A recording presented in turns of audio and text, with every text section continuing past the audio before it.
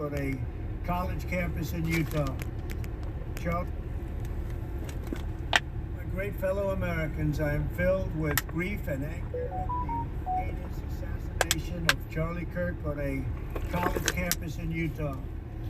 Charlie inspired millions, and tonight all who knew him and loved him are united in shock and horror. Charlie was a patriot who devoted his life to the cause of open debate and the country that he loved so much, the United States of America. He fought for liberty, democracy, justice, and the American people. He's a martyr for truth and freedom, and there's never been anyone who was so respected by youth.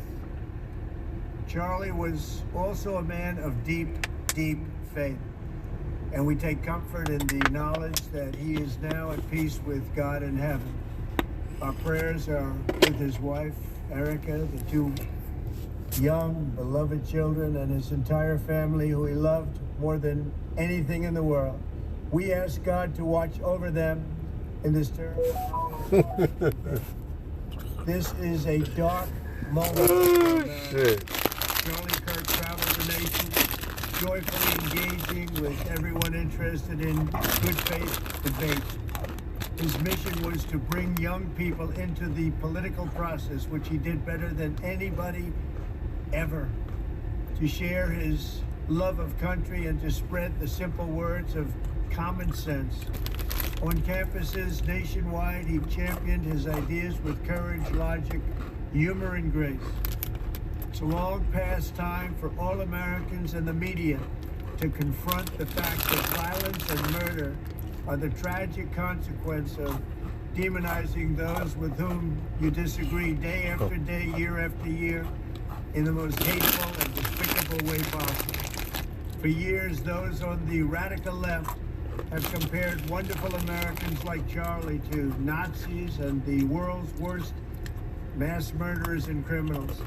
This kind of rhetoric is directly responsible for the terrorism that we're seeing in our country today, and it must stop right now.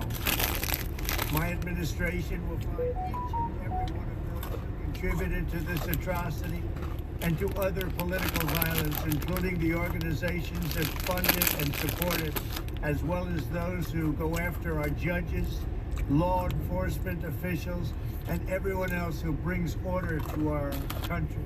From the attack on my life in Butler, Pennsylvania last year, which killed a husband and father, to the attacks on ICE agents, to the vicious murder of a healthcare executive in the streets of New York, to the shooting of House Majority Leader Steve Scalise and 3 others, radical left political violence has hurt too many innocent people and taken too many lives.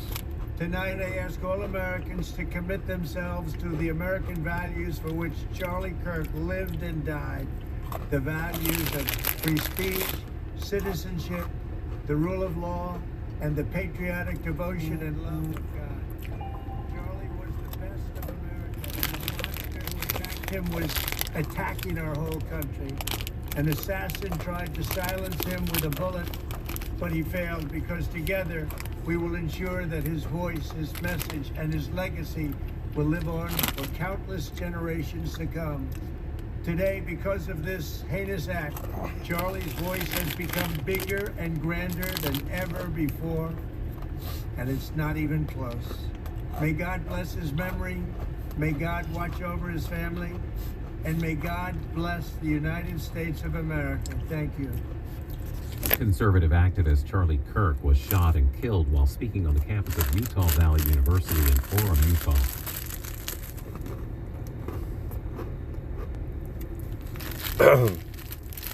I'd like to give more praises to Yahweh, Ba'ashem Yahushua, Rakwakadash, and double honors to the apostles and to the elders and the brothers who are laboring in the truth, and to you sincere sisters who are learning the word and silent and doing an honorable thing in the eyes of the Lord, loving your husbands and loving your children and loving yourself. Okay, so we have a short announcement, and he done made the president made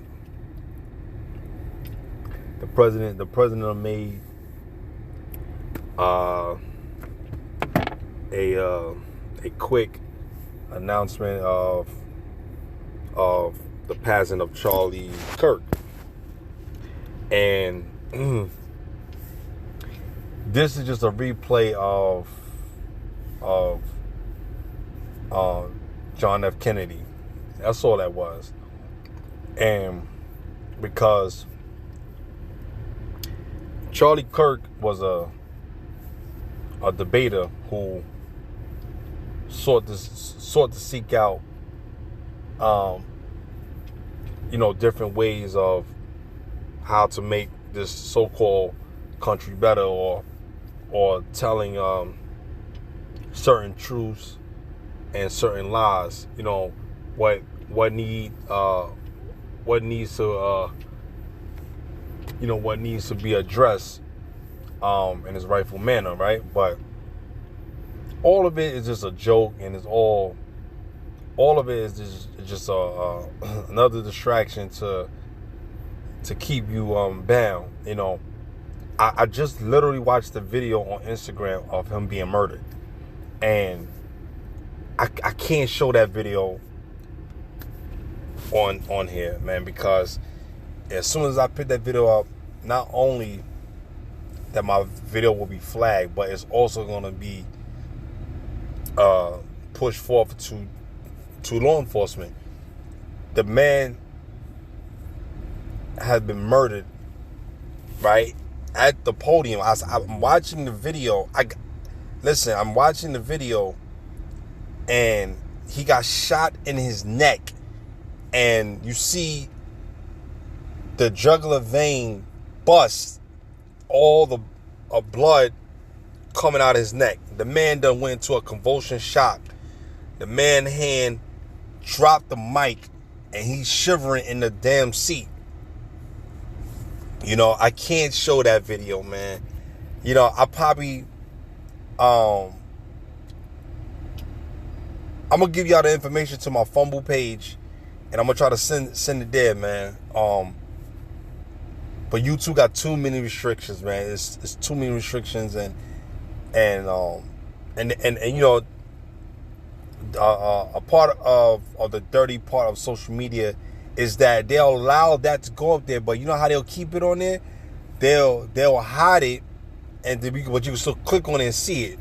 So what's the point you got it on there to hide it for someone can still see it? But that's not the point. But the point I'm trying to make is that this place is finished. Okay, this man lost his fucking life because the Lord done sent death angel to get rid of him. All right, that's the bottom line. People are so choked up and wanna, this man is a. First thing is, listen, man. This man is finished. The man's life is done. Okay, the man been ostracized out of his body. His spirit is left. Is back with the Most High until judgment. All right, the man is done. It doesn't matter how you twist and turn it. Yeah, so I'm sorry about that, guys. So yeah, so this Edomite, they took this man out because they saw him coming against their regime. And he spoke a lot on topics about black people. That it was one particular topic he talked about. Even though he said a lot of things against blacks too, he ain't fucking innocent. But there was one particular topic that he did say.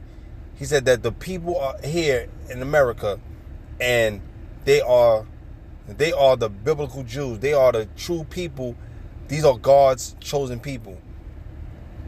And when he spoke highly and saying that the truth is the truth, not only I don't think that he was marked for death from that, but there was certain things that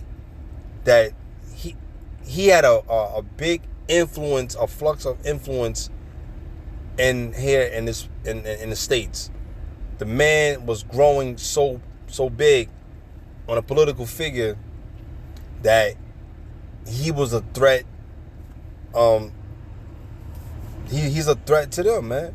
When you a threat to these crackers, right? They find a way to get rid of you, man. They don't want you to. The only way for someone to kill you, I mean, to take your power away from you, they literally gotta take your life. Every time someone to come against this so-called demon, he has a way to get rid of you, man. All right? Let's read this, but it's still the doing of the Lord, man. The Lord told us that these days was going to get worse and worse. These days was going to get old, man. I mean, seriously, Salaki, these days was going to get so cold. Man, it's going to be one of the worst things that you could ever imagine. This is the book of Ecclesiasticus, the 39th chapter, verse 28. There be spirits that are created for vengeance, which in their fury lay on sore strokes. In the time of destruction, they pour out their force and appease the wrath of him that made them. So the Lord is the one that created these spirits, and the Lord give the divine order to go do what was necessary. If the Lord tell you that it's your time to die, it's your time to die. If it's your time to live or be blessed or to be protected, it ain't your time to die. But the Lord finds ways to make things happen. He don't need answers. He don't need to answer to anybody. He is the highest power, man. Okay? When you have the highest power, there's no way for you to get around it. You could say you could do all the disrespect you want.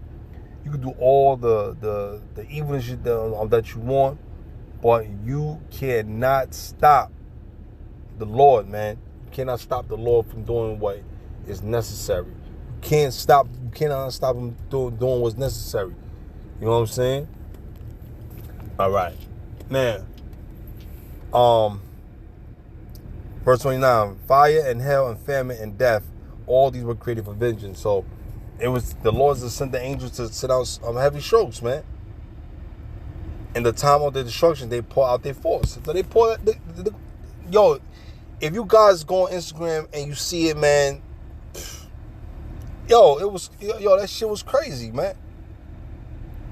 You know, I didn't know that shit was gonna be, that close like that, man. Let's go to 1 Samuel chapter 2, verse 9. Let me go up, verse 6. It says, the Lord killeth and maketh alive. He bringeth down to the grave and bringeth up. So this is the doings of the Lord, man. The Lord told us that he was going to do all these things, man. So the Lord, he create everything that you see, man. Okay? From the storms, the famine, the pestilence, these plagues, life, death. He created all these things. So the Lord, Slakia, the Lord is the one that have the final say so. All right, so all the is edifying. The place that we live in is wicked, man. Okay, all right. Oh, let me get one more scripture. Let me go to Zephaniah. I think 3 and 5. It says, the just Lord is in the midst thereof. He will not do iniquity. Every morning doeth he bring his judgment to light. So the Lord had already established a judgment already. So whatever is done is done. In the spirit world, it can't be stopped. Okay? He faileth not, but the unjust knoweth no shame. All right? Verse 6, I have cut off the nations. Their towers are desolate. I made their streets waste, that none passeth by. Their cities are destroyed, so that there is no man, right? That there is none inhabiting. All right, so it doesn't matter who you are. whether you're high or low on this planet, right? No matter how great your status is or how low your status is, judgment will be set forth on this planet. So if something's meant for you to die or something should happen the next day, is because the Lord has already set forth the judgment. That's it. That's it. Because we living in a wicked society, man. You know, I was going to end it, but you know what? Let me get one more. I keep saying this, but let me get one more. Let me get Isaiah 4. Is it 4 and 1? No, I'm sorry. 1 and 3. I apologize. Yeah, this is Isaiah 1 and 4. O sinful nation, a people laden with iniquity, a seed of evildoers. So you have men, which that's particularly going to us, but you have evil seed of evildoers on this planet, man. People are very wicked and very, very demonizing, man, because they're born to do what they need to do. All right. Children that are corrupters, they have forsaken the Lord. So we are children of corrupters that we have forsaken the Lord, and you got the children of evil that's already born in corruption to do evil things, man. Okay. All right. They have provoked the Holy One of Israel unto anger. They are gone away backwards. So us Israel, have provoked the nation of Israel. I mean, we have provoked the Holy One, the God of Israel. And then you have these demons, these Edomites. They have provoked the Lord to even much wrath, man, because they done take things and do things overboard. But anyway, so the children of Israel, we got to stop being in these people's faces, man. Worry about what the Lord has got for you, man, because if you don't, judgment going to come to you as well. Judgment is going to come to your doorstep. You're going to die and suffer from these things as well. So be mindful, okay? So with that being said, I hope that video edifying. Shalom. Oh yeah, I gotta send you guys my Rumble account. So when I do the next video, I'm gonna give you guys that account. I gotta get out of here. I'm about to go home. Work day is done. Shalom.